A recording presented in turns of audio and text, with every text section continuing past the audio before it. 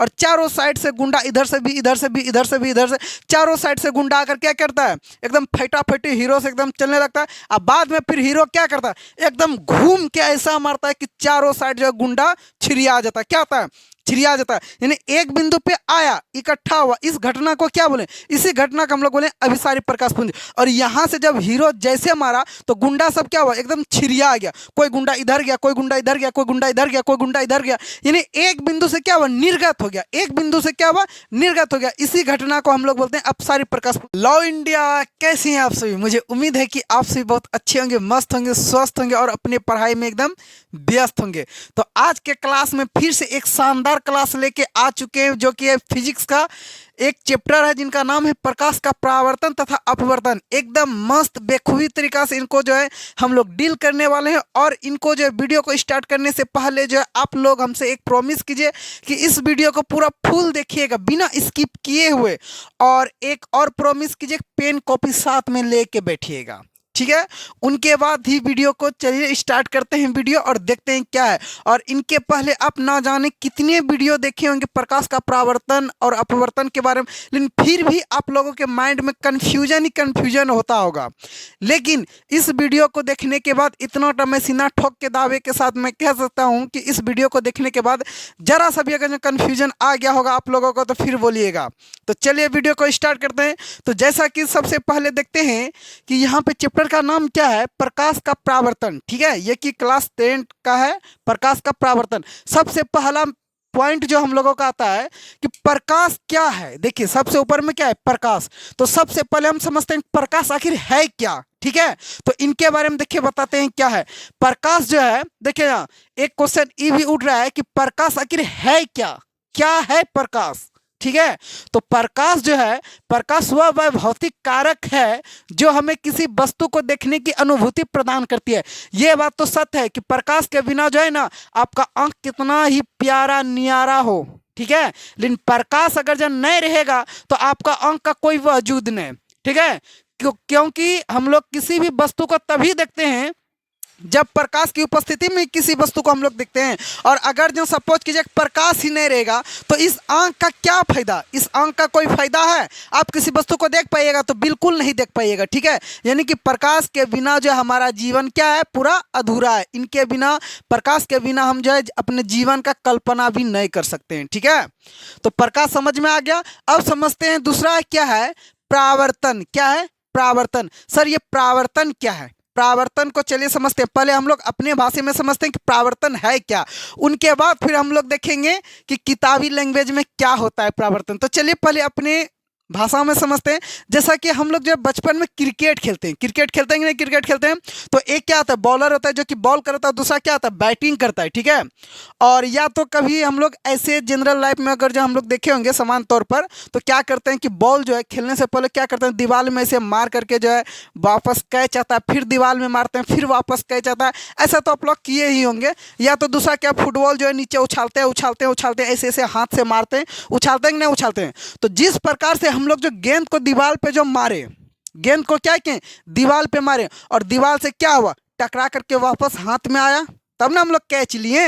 या अगर जब कोई बॉलर को कोई बॉल करा रहा है और कोई अगर जब बैटिंग कर रहा है, ठीक है, तो बॉलर जो है बॉल कराएगा और बैटिंग जो है जो कर रहा है तो वो क्या करेगा, एकदम घुमा के मारेगा छक्का, जिससे विराट कोहली सब मारता है, ठीक है। तो वो क्या हुआ, बैट से जो मारा छक्का, ठीक है, तो दूसरा क्या कर लेता है, आदमी कैच कर लेता है, कैच कर लेता है कि नहीं कैच कर लेता है।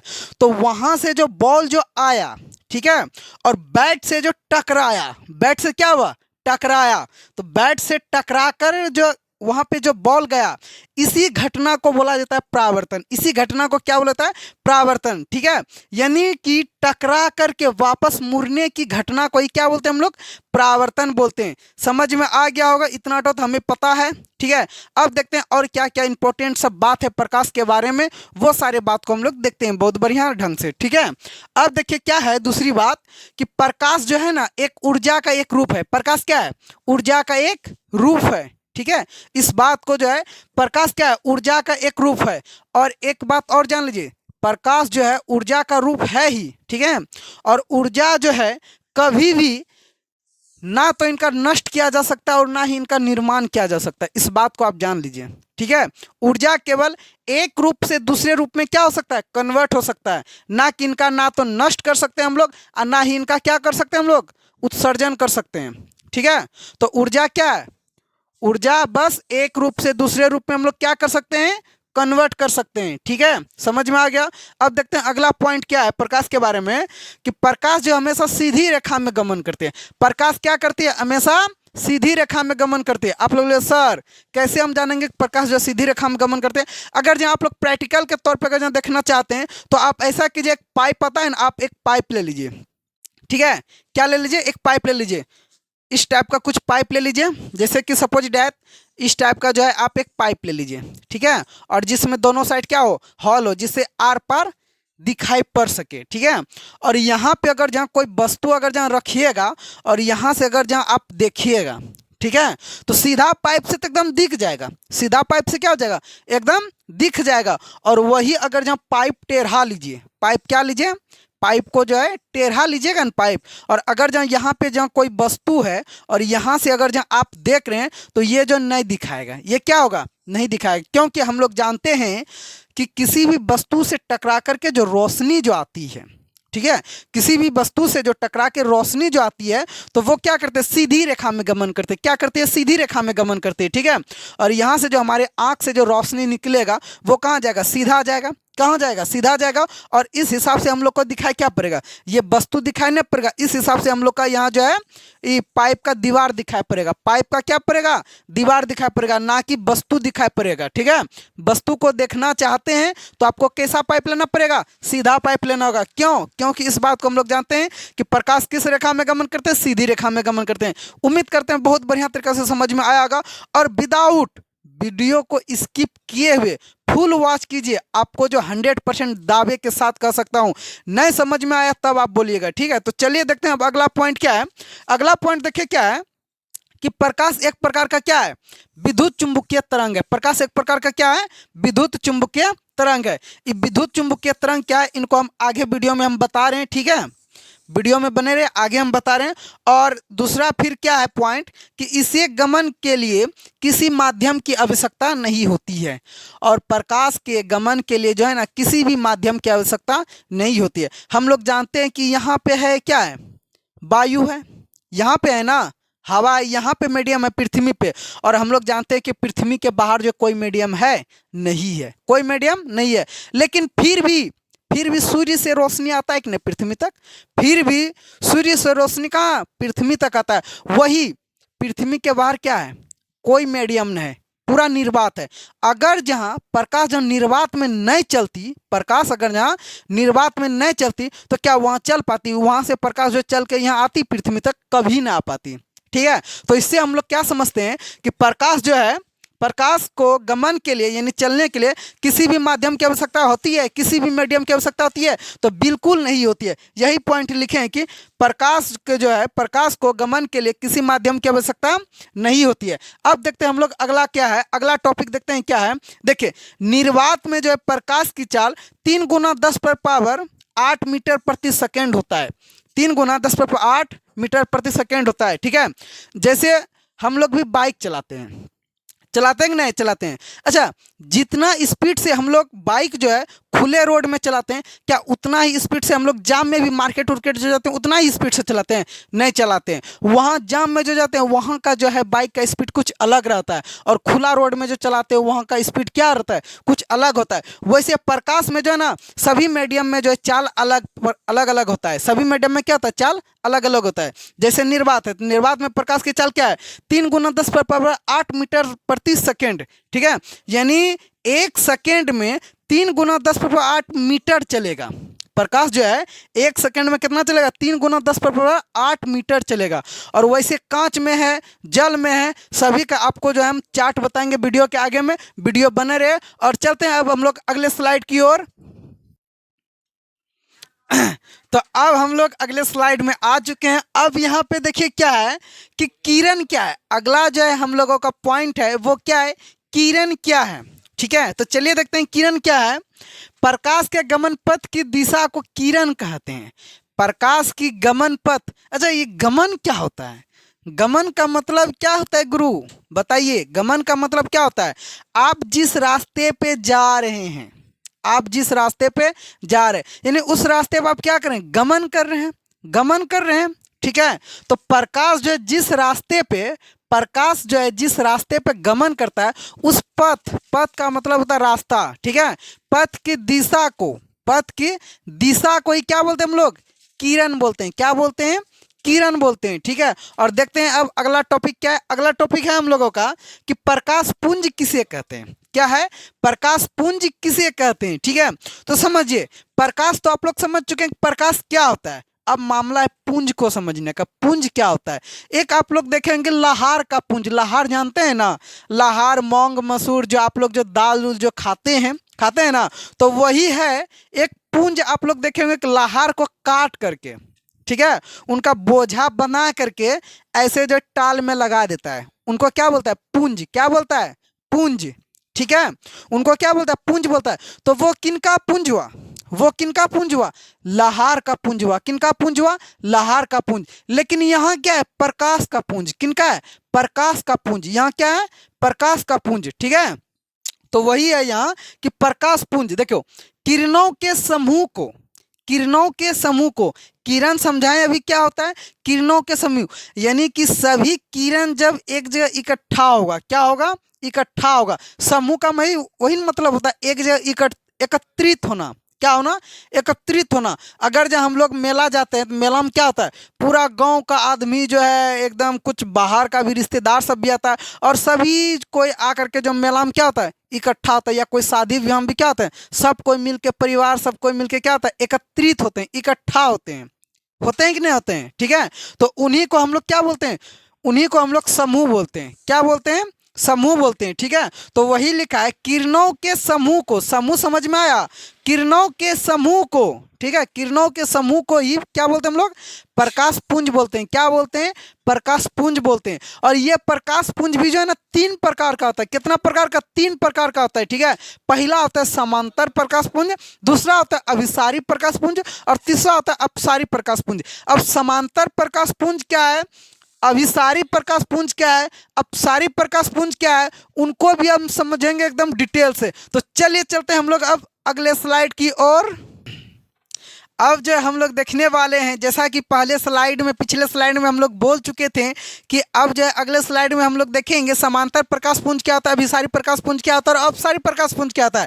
तो अब हम लोग देखेंगे समांतर प्रकाश पुंज क्या होता है, अभिसारी प्रकाश पुंज क्या होता है, और अपसारी प्रकाश पुंज क्या होता है। ठीक है, तो यहाँ पे देखिए पहला पॉइंट क्या है? समांतर प्रकाश पुंज। क्या है? समांतर प्रकाश पुंज। ठीक है, देखिए जिस प्रकाश पुंज की सभी किरणें क्या हो? समांतर हो। क्या हो?